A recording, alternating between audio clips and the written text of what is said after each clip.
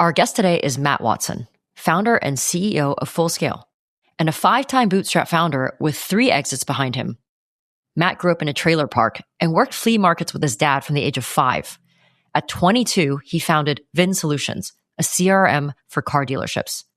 8 years after that, when he was only 29, they sold it to AutoTrader for $150 million. He was the largest shareholder. But then he kept going, founded Stackify and At Capacity, and now Fullscale, a 350-person software development company based in the Philippines. He's had the kind of success most founders chase for a lifetime and never get. In this episode, we get into what it actually felt like the day the $150 million wire hit, what surprised him most about having that kind of money, and why no matter how much he made, he kept building. If you've ever wondered what happens after you actually make it, this one's for you. Welcome to another episode of Profit Led. I'm your host, Melissa Kwan, co-founder of eWebinar. This season, we're exploring the intersection of passion, profit, and purpose, and how those things change as founders evolve and come into financial success. Let's get started. Hey, Matt, can you tell me a little bit about your early life and how you grew up? So I have an interesting background. Grew up very poor. I was product of a one-night stand in a trailer park in Oklahoma.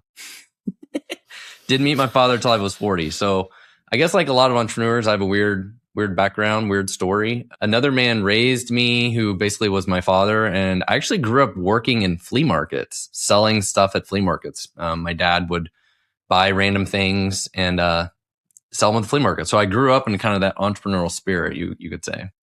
And how did that early life shape you as a person and as an entrepreneur? I would say it always made me more driven. Like I always just wanted to go and do and accomplish things.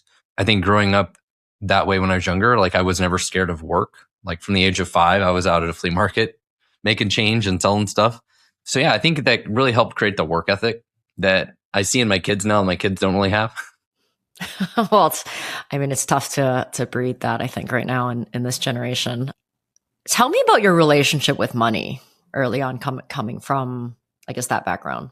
Well, you mean like after I had an exit or just growing up? Before, just growing up.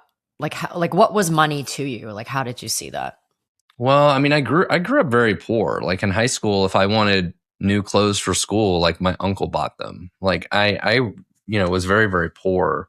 Looking back, I just thought I was a normal person, I guess. I didn't really think about it. But honestly, money has never been a super big motivator to me either. Like I never really cared about fame. I never really cared about the money. I was always driven more by the problem and the challenge. Mm-hmm. So money was never really the big thing to me. I guess I was used to just never having it. I don't know. And you started VinSolutions at 22, and that was a CRM for car dealerships. That's not how it started, but that's what it ended up being. And how did you come up with that? Somebody else had a problem. They were looking for somebody to help them solve the problem. My name got brought up and I said yes. I was the technical co-founder. I was 22, but I looked like I was about 13. Was just a smart nerd that knew how to build software. And, I was lucky to be born in this era, right? Lucky to be born in the era to go build stuff. And you built that for 8 years, right? Yeah. Did you ever dream that it was going to get that big, that fast? Like, what was an original intention for that company? Honestly, I would say I kind of just looked at it like a job. Like, we never even thought of it like a startup or venture capital or any of that kind of stuff. Like, we were just created a company to help people and solve their problems and build, it was just a business. Like, the whole startup entrepreneur ecosystem was something we had no concept of what even was, or at least I definitely didn't. So you didn't think about it as an end goal or had some idea of success. You were just building this thing to, I guess, just make it work. Yeah. How do we pay the bills and keep going? Now, eventually it gets to a point where you're like, okay, this thing must be worth some money now, right? Then people start fighting over the stock and want stock and this and that, whatever. That's when it's worth something. When it's early stage, nobody really cares. People just give stock away or whatever. And eventually once people realize no, this thing is worth something, then everybody's fighting for it. Everybody meaning people who are working with you. Business partners, new employees, everybody. So when did that start happening? Like, how many years in did you realize, like, okay, this is like a real business? I would say it was probably about, well, it was definitely a real business, probably about 5 to 6 years into it. You know, we were doing millions a year in revenue at that point. We were growing. Business was very good. But we doubled in size almost every year. When we sold it in 2011, we were doing about 35 million a year in revenue. But around that like 5 to 10 million mark, it's like, man, we really built something here. We got a lot of momentum. It's really growing. That's where it really feels like you got a business. But it took several years to get there. But coming from, I just want to build this thing to make it work, to, wow, this just got really big. Like, how did that feel like? Because it's not a lot of years, like 5, 6, 7 years, and you sold it year 8. Like, it's still relatively short, right? And most entrepreneurs never get there. In some ways, I would say it got easier and more fun, right? Like in the early times of starting any business, it feels like you're trying to will the damn thing into existence, right? Like, how do I get this thing off the ground? And when it gets really fun is when it kind of takes on a life of its own, right? Like, we've built the machine has momentum. And to some degree, we'd have to screw it up pretty bad to stop this thing at this point, right? We've got customers, people love the product, people tell everybody else about the product, the industry knows who we are, like, and at some point in time, that gets to be a lot of fun. But yeah, that first 5 years was a slog. So when it started to get fun and things were kind of growing on its own and it was almost too big to fail, like, what was driving you at the time to keep growing the business? Because I can imagine you were pretty comfortable already at that time. Like, you weren't really like fighting for survival. Like, how did your ambition or your passion or your purpose change? Yeah. And so I've had 4 different companies over the span of this. So I would have 4 different answers for all of them, by the way. And I think for that one, there was still a lot of problems and challenges and things to focus on that got me excited to go solve and do. The business had problems, but they were mostly scaling problems. We were like one of the early stage SaaS companies that we were doing this before AWS existed and stuff, right? So we were buying servers and racking servers and trying to deal with how to scale all that crap. Like, we had all sorts of problems, but they were fun problems. And I enjoyed those problems. I think my ADHD liked those problems. But then other businesses I had at some point in time, maybe it's like, I get bored with this. Like, I'm tired of this problem. I'm tired of dealing with it, or it's just boring. I think that's and I think some entrepreneurs get there. They're like, I need a challenge. My personality needs the challenge, and I'm tired of this challenge. I need a different challenge. So you sold that company when you were 29. Yeah. At 150 million. You were the largest shareholder. So you went from really nothing to generational wealth. Yeah. Like, what did that day feel like for you? It felt like getting off the roller coaster. And I think a lot of people say that, right? Like, building a business and the whole ride and experience of it was, like, you go through life and life is more about the journey. You get to the end and it's, you're like, okay, it's over. But I think as humans, we're more motivated by the end. It's like, you could do all the training for the marathon and you could run the marathon, or you could just show up and walk across the finish line and walk like 5 feet. Technically, you finished, you walked across the finish line, but it's all the rest of it up to it. I think that's the real experience. And so once the experience is over, I think it's a whole different thing. I'd say it's probably like being a parent and like your kid leaps home. You're like an empty nester all of a sudden. Like, it's just a different feeling. It's hard to describe. I mean, you've said now, 15 years later, that exit didn't really change your life. And if anything, it made it worse and more complicated. Can you share what you mean by that? Well, it definitely changed my life, right? Like, it gave me more freedom to do things I want to do. But people always talk about more money, more problems is absolutely the case, right? And usually money creates a lot of problems with family and friend dynamics. You end up buying a lot of stuff you don't need. You end up buying a lot of things that create stress. Where what most people really want more than anything is peace. And you can have absolutely nothing and have peace. But if you have like a really crazy, busy life with all this stuff going on and all these different things, actually creates a lot of chaos. And some people, it's chasing drugs, it's chasing, Gambling, it's chasing women or whatever. Like it's something, right? People just chasing all sorts of things. Yeah. And they think they're never going to be happy until they get all those other things. Did you have to have like an adjustment period when you like receive that wire to kind of, I guess, settling back into the new version of you? I think so a little bit. And I mean, we definitely hear about people that win the lottery and how it destroys their life and whatever. And I think it's very easy to throw money at a lot of different things. And I think it's also easy to think like, hey, I did this before, I can do it again, which is definitely not true. You've been through this more than once before, right? You've been an entrepreneur more than once. Yes. Never a $150 million exit, though. I am gunning for that. But it's never easier the second time around. I mean, it's a little bit easier, but it's totally different. Yeah. I mean, I think it's not like it gets easier. It's like you get more resilient and better at handling things. You have all the lessons from before.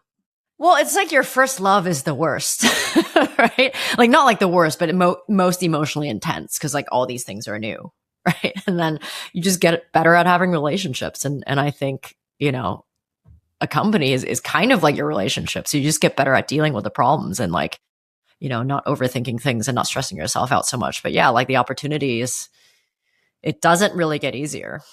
Well, and I think so much of success revolves around timing too. Some of the things that we do, people build great businesses, but some of it's just the timing of, is that what the market wants? Is there pull for whatever it is that they want right now? Right? Versus you build something 10 years later after somebody already built the market leader for this thing. Like it's just so difficult to get anywhere. So some of it is just a little bit of timing and luck, I think is a big part of it. What surprised you the most about having generational wealth and having that kind of money? I think one of the biggest things is just how other people treat you. Just people, like your relationship with other people and how people treat you becomes very different and weird. Can you give us more color into that? Do they treat you better? Do they treat you worse? So, I mean, there's definitely some people that are like, they just want to get to know you because they know you have money and that, some of us are curious or whatever. It definitely creates a lot of weird relationships with family because family always wants money and family always has problems. That's never ending. And it makes it hard to do stuff with family because like going out to dinner with my family for them means like Taco Bell. And I'm like, I'm not going to meet you at Taco Bell. So it's like I end up having to pay anywhere we're going to go if it's somewhere I really want to go. So it's like, it just creates a lot of weird dynamics. But I think we're the best examples of this, even for friends, they won't invite you to their house. Really? Very few will. Why do you think that is? Because they know where you live. And if you live in a multi-million-dollar house or whatever, they're not going to invite you to their house. And do you mean like people you've known for a long time or like new people? I would say almost anybody. I think it's one of those things that's just a weird dynamic. They're like, they know where you live and they're like embarrassed for you to come to their house or something. Some people don't care, but a lot of people, they just never will. Yeah. And it's one of the weird dynamics. And a couple months after that company sold, you started a new company, Stackify. I mean, you could have stopped, you could have retired. Why didn't you? I mean, what was a thing driving you at that point to create something new? Well, I needed something to do. I was 29. I think I foolishly thought I could just do it again. And that time around, I decided I also didn't want any business partners. I'm like, I'm just going to go do this by myself, which was the dumbest and smartest thing I ever did because I had to learn a lot. Before I was the CTO, I built all the product parts of it and was involved to some degree in sales and marketing related stuff. But going to be the CEO and like having no help, I had no partner. It was just all me. There was a lot of lessons there in my 30s, figuring all this stuff out. Yeah. What were some of the hardest lessons you learned during that period? Because you built that for another 9 years, right? So it was longer than your previous one. Yeah, I think part of it was just learning like your previous success really had nothing to do with the secondary success of trying to do it again. And we picked an industry that was and a product that was so difficult to sell because we were trying to sell to other software developers basically. Mm-hmm. And they're nearly impossible to sell to. Like they're the worst people in the world to sell to. What was the product? It was an application monitoring product. So we could monitor the performance of their applications and tell them how to improve the performance, basically. So it was a really valuable tool, but we had lots of competitors, but selling to software developers is just really hard. They don't answer the phone. They think you're spamming them. You know, they don't like salespeople. Like, you know, they all wear aluminum foil hats and don't want to talk to people. You're describing the entire world right now, though. Software engineers are worse. But yeah. I thought real estate agents were worse. I had to sell to them for 10 years. I'm like, never again. But at least they answer the phone. You could pretend to buy a house and they would answer the phone. That's true. You can't call a software developer. They don't have phones. Yeah, they try hard not to. But then how did you do that for 9 years then? Like, what was the thing that was driving you forward? Well, like a lot of people, you get into something and then I think it's hard to walk away. It's hard to stop. You're like, you've sunk so much into it. And I really feel like a little into it, I probably should have decided, you know what, this seems really difficult, or we haven't gotten the traction that we wanted, and we should have just stopped. Mm-hmm. We did have success with it, and we grew to about $5 million a year in revenue, and we exited it. But it was super, super difficult, very difficult. We were competing with New Relic and Datadog and other companies like that had raised, you know, tens of millions, hundreds of millions of dollars, went public. Now, when we started, was about the same time that they started, but they raised all the money. We didn't raise all the money. And the biggest mistake I made is it was easier for me to just write the checks to keep funding the company because I could just invest my own money in it. I didn't have to go raise outside capital. So it was easier for me to just keep funding it than to solve some of the real problems or deal with the reality of like, this thing isn't growing the way that it should. Like, we're struggling a lot harder than we should be struggling. Like, we were successful, don't get me wrong, but we were burning a lot of capital. And part of that was just my fault. I was just kept throwing money at it. You're like the traditional VC model, but you are the VC. Yeah, which is not good. No. So you self-diagnosed with ADHD at almost 40, right? You had explained that somewhere else. Once you had, I guess, the language and the understanding, you know, to understand yourself, right? And how you operate, how did that change your own life or how you run a company? Yeah, I don't think I realized that I had ADHD till I was about 40 years old. And of course, when I tell that to everybody else, they're like, no shit, you have ADHD. We've always known that. I'm like, well, I didn't understand it. I watched enough TikTok videos to finally self-diagnose myself. Well, you're not a real founder unless you have something. I think almost all founders have ADHD. And I think one of the reasons why is one of the typical traits of people that have ADHD, they don't have the same sense of consequences of things. They do things because they're like unique to them, or they get dopamine from them, right? They're after the dopamine from the things that they get or from the things that they do. It's got to be unique, creative experience, whatever. It's got to be, there's 5 things. If it's not one of those things, there's not going to do it. And for whatever reason, most people with ADHD also just don't have the same fear of consequences. And I think that's one of the reasons that makes us very successful. It's a combination of most people with ADHD hyper-focus. So that, whatever a problem is, they're like a dog on a bone. They're going to chase this problem until they solve it.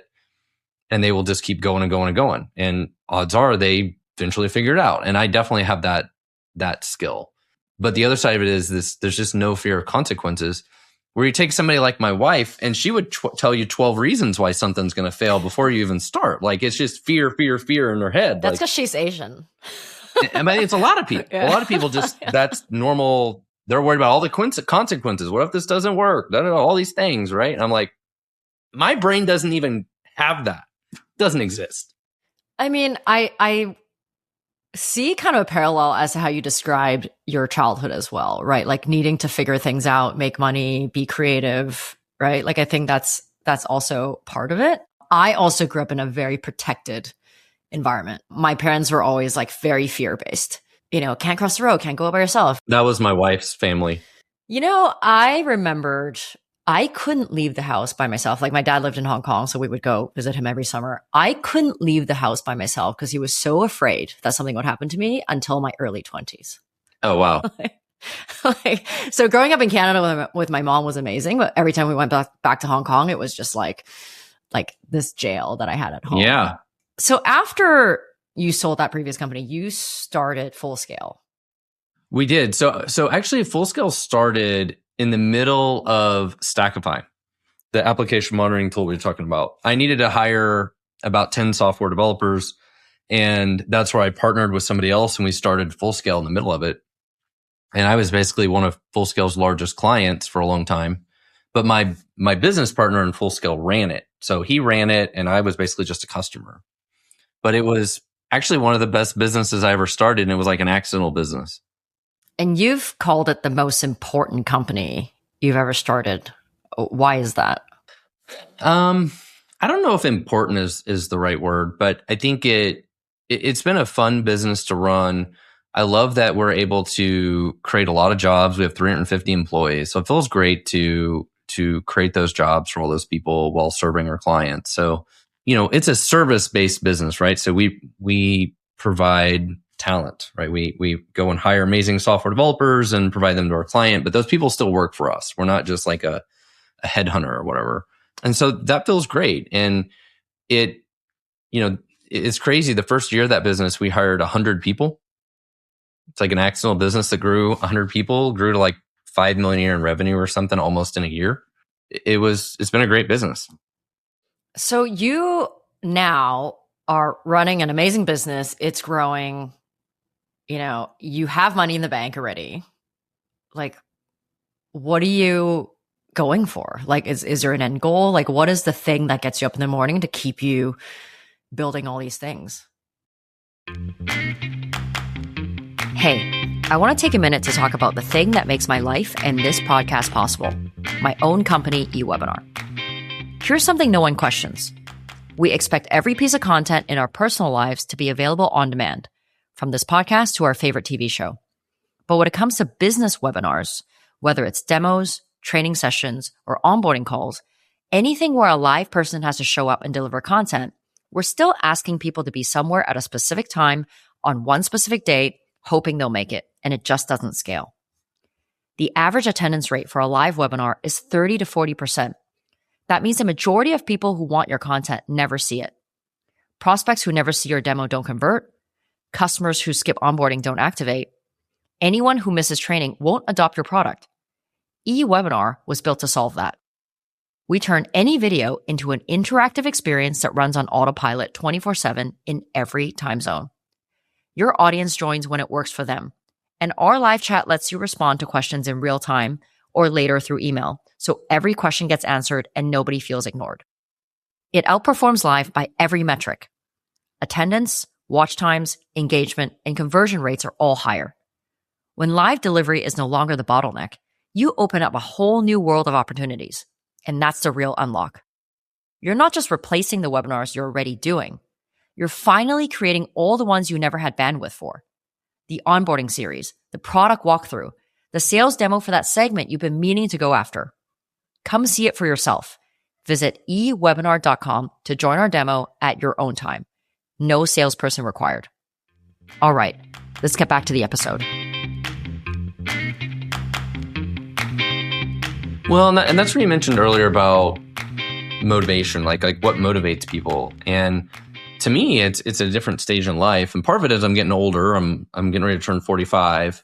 And so part of me is like, I don't know if I want to work this hard anymore. Like part of me wants to slow down a little bit. And part of me is not very interested in the startup part of this anymore. Like the startups are hard. They're really hard. Is it still a startup though at 350 people? No, but I mean, the idea of starting like a startup to me just sounds like brain damage because it's. Yeah, I know what that means. I know how that feels. It's just so hard to get something off the ground. Like I'd rather buy something and grow it than start from zero. That said, we're trying to do it. We have a couple products that we're working on. It's the ADD, man. Yep. I love Full Scale. It's an absolutely fantastic business, but It's kind of a very boring business. It's very operational. There's not necessarily a whole lot of like big innovation or problems to solve. AI has changed that a little bit because now it's like, okay, we got to figure out, okay, what do we do with this thing? But it's just a very operational business because our employees work directly for our clients. So we don't even really get involved in what they do very much. So it makes it really, it's not like we're running around trying to hit deadlines. It's like our employees are working for our clients and our clients manage all of it. So that for that part of it makes it a really easy business. It's just very operational. Of course, we have to deal with like weird employee problems. And if something happens 1% of the time, it happens every month when you have 300 employees. Yeah. Like, is your motivation to keep running that just to kind of keep yourself busy and keep creating these jobs and impact, and also something that prevents you from needing to like start from scratch again? Yeah. I mean, it definitely gives me something to do, and it's a company I really enjoy.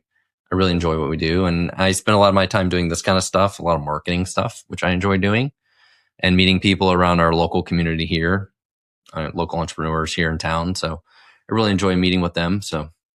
And how has AI impacted this business? So far we're growing faster than ever before.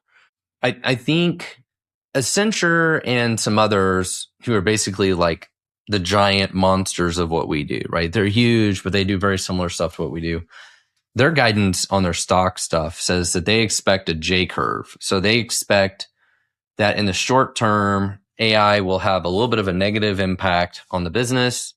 But then long term, they actually see that there will be a huge amount of growth because there will just be more and more demand for people to build software because it's easier than ever to build software.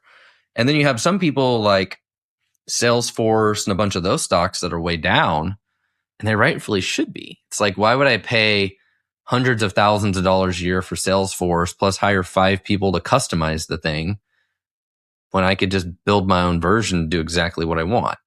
And I think we're going to see more and more of that for certain enterprise kinds of things. Now, to replace some little product that costs $50 a month, it ain't worth the hassle.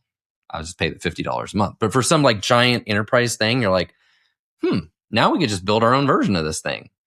So I think long term, we're going to see more and more of that. And I think that's why some companies like Salesforce and others are seeing their stock just erode because everybody's fearful of what it's going to do to their business. And I think some of it's rightfully so. Yeah. I mean, I kind of had that coming to Jesus moment too, like a few weeks ago, because when this whole AI wave started, I'm like, well, all the little products could go away and people are going to just want to code their little products. But in the end of the day, like if you're paying like a couple $100 for something, it makes no sense. It works. It's perfect. It does its thing. Someone else manages it. But as we're thinking about replacing our own HubSpot, because it's so antiquated, it's so hard to use, we're not using 90% of it. We want to do things and we don't even know where the function is. Like you said, like that's where it actually makes sense to like go and build something. Here's my post on LinkedIn. It's like virtually nobody changes the oil in their own car. Most people don't cut their own hair, and half of us order takeout every day. But now because you have AI, you're all going to be software engineers? You're all going to build your own software? I don't think so. Just because you can, that doesn't mean you're going to. I don't mow my own yard either. I could. Like there's 1,000 things we could do, but people still aren't going to do it. Some will, especially the hobbyist will. But most people that have other more important things to do are going to pay for like your product or other people's products. They're not going to build it themselves. Doesn't make any sense. So you had mentioned on another podcast that you're in the process of downsizing and kind of simplifying your life. Are you still doing that? Yes and no. I don't live like a crazy life. I don't have like a bunch of vacation homes and all sorts of crazy stuff. I don't own any cool cars anymore. I used to. I just have one house. So I'm in the process of remodeling. So I ended up buying a new house, remodeling it, and that turned into a giant money pit. I mean, did you at some point buy a lot of toys and then at some moment realize like you didn't need those things? Like, did you have that phase of your life? Yes, for a while. So at one point in time, me and 2 previous business partners bought a private jet together. So one time I owned part of a private jet. I've owned Ferraris and other sports cars and different things, but that's mostly it. I haven't done much much beyond that. But yeah, definitely spent some money on things and have simplified life since then. Why did you kind of go, I guess, backwards or forward, or like, why did you end up getting rid of those things? Some of it was just simplification of things. I have 5 kids now, so that changes the reality of a lot of things in life.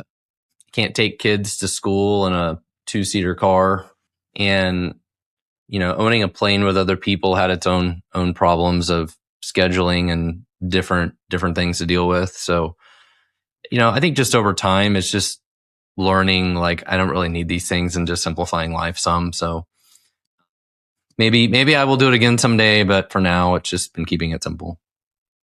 Well, 5 kids is basically a private jet. My favorite toy right now is I got one of those Volkswagen ID Buzz minivans that look like the old retro. Oh, I love those. Yeah. So I got one of those, and I have the one that's like a yellow-green color, and then we covered it with flower magnets. That's cool. So that's my cool car right now. So if someone is listening right now and on that grind and convinced that money is the answer to everything that's hard in their life, what would you tell them? I know lots of people that are extremely happy that have no money at all. And I think the key to happiness is lowering your expectations. I know people don't want to hear that. But if you want to be happy, all you really have to do is lower your expectations. And there's a lot of people that their expectation is like, I just need to eat 3 times a day and I'll be really happy. And there are, I want to say, billions of those people. True. What do you think, is, or maybe are the most important ingredients to success? And like, how do you think that answer for you has changed over the last 20 years of building? Well, I would say the key to a successful business is always sales and marketing, right? Like, that's the hardest part of any business is sales and marketing. Everybody always wants more customers and they always want to grow faster, right? And AI has made that even more obvious. It's like, if it's easier to build things, the sales and marketing is still the hard part, right? But I would say the key to success as an individual is focus. It's more focus than anything else, because it's so easy to focus on all the wrong things or be distracted. And I think our time and energy are super precious resources. And back to the point earlier of like, you can have a whole lot of money and spend it on lots of things. It's a lot of energy and a lot of focus spent on a whole lot of things that I think ultimately drain people. So I'm going to go with time, energy, and focus. I mean, the thing is, sales and marketing is the most important part of any business, but everyone is so over-focused on the product. Yeah.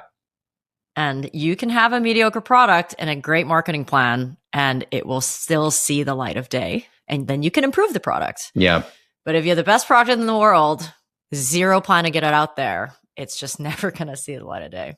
But let's talk about that for a minute, because a lot of us that are entrepreneurs, we start a business because we have an idea for a problem and we don't like all the existing solutions, or there is no existing solution.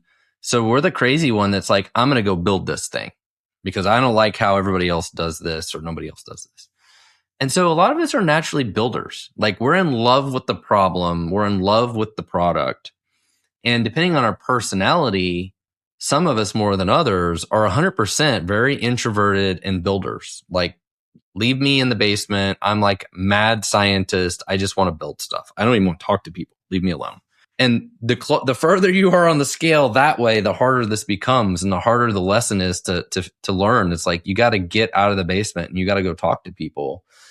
And if you don't talk to people, you don't even know what to build. And I think that's one of the biggest lessons that we all learn is, even with software, like I could build a CRM product, but am I building it for a small car dealership or a big car dealership or a used car one or a Ford dealership or a Ferrari dealership? Like, they all have different needs, and you can pretend like you're smart enough that you understand all of their different needs. But how you do sales and marketing is wildly different in every one of those scenarios as well. And so to really figure all that out, you just got to go talk to a lot of people every day. And a lot of people don't want to do that. Yeah. I mean, sales and marketing is product research, right? Yeah. Especially in the beginning. I mean, that's why founder-led sales is so important, right? Just to get the company off the ground, as you know. So looking back across 25 years building 3 exits. How has your passion and your ambition and your purpose shifted over time?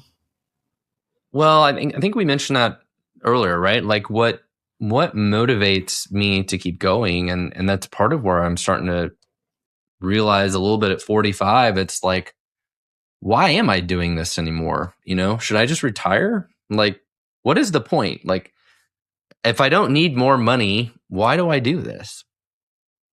At some point in time, you're like, I don't need money. I'm not doing this for money. And I've said this to my wife before. I'm like, oh, we're going to start a new business. And her response is like, do we need more money? Like, why are we doing this?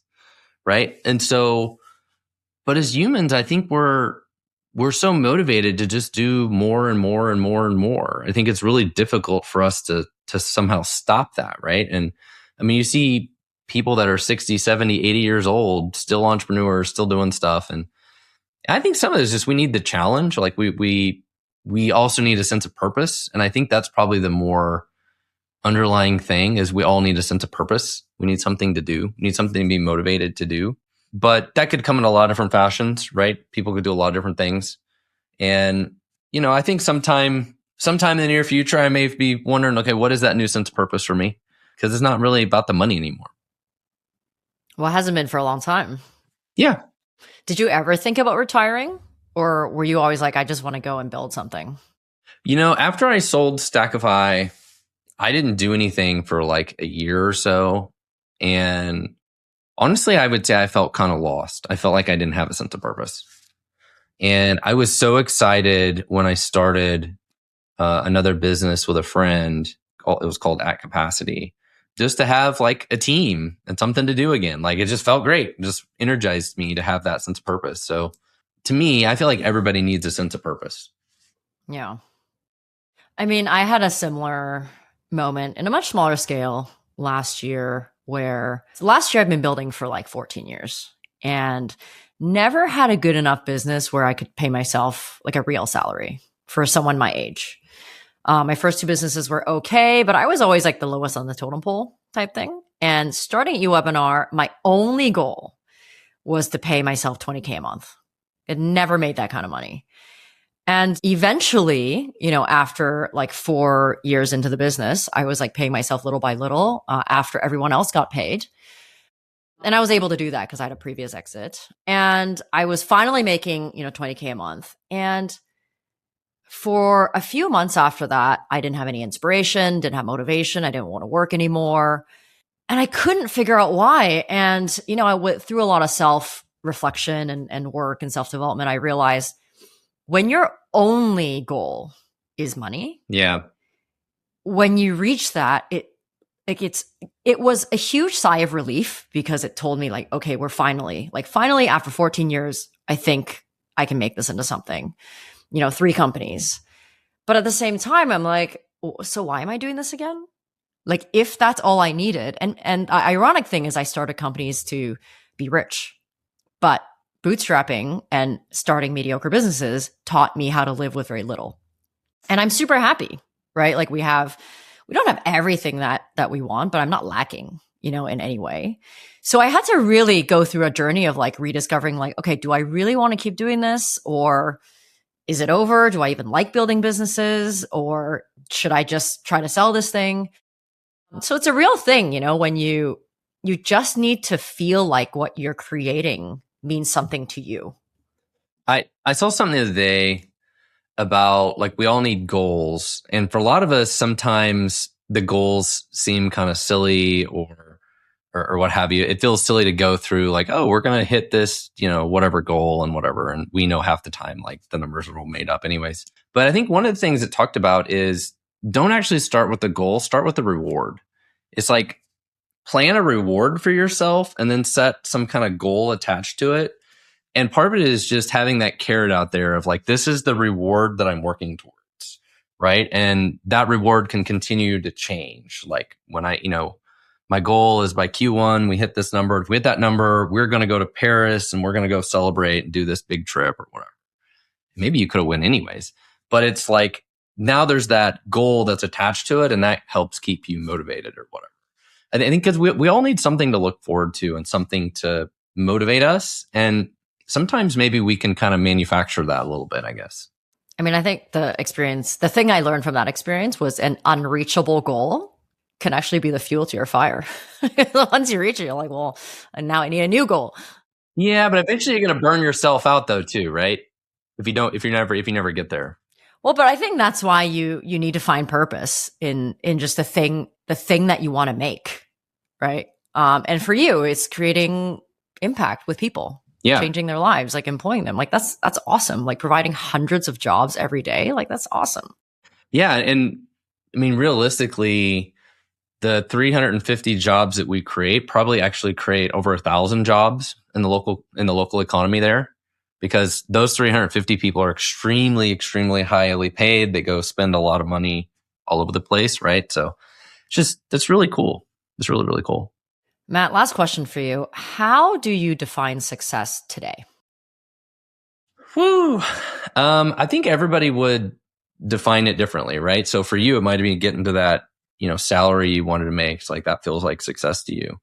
I think for me, success has pivoted more towards my family life. And it's like making sure my family is happy, my wife is happy, my marriage is in a good place, all that kind of stuff.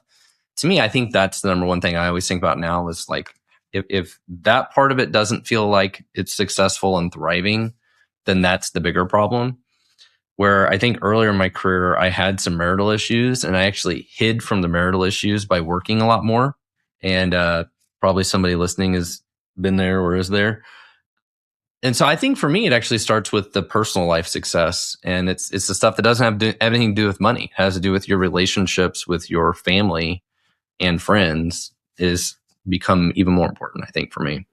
I mean, a great partner, a great supportive partner is everything in how you show up every day, right? For yourself, for your team, for your co-founder. And its own sense of purpose. Absolutely. Well, Matt, thank you so much for your time today. That was a great conversation. Absolutely. Thanks for having me. Real quick, if what we talked about today resonated with you, the best thing you can do to pay it forward is to share it with someone you think would enjoy it too. The only way this podcast grows is by word of mouth. Whether that's a review, a post, or even a text to a friend, it would mean the world to me and would help me keep this podcast going. Hit subscribe so you never miss an episode. And head over to profitled.fm for show notes. If you want to connect or share feedback, I'd love to hear from you. Find me at melissakwan.com. That's MELISSAKWAN.com. Thanks for listening. Bye now.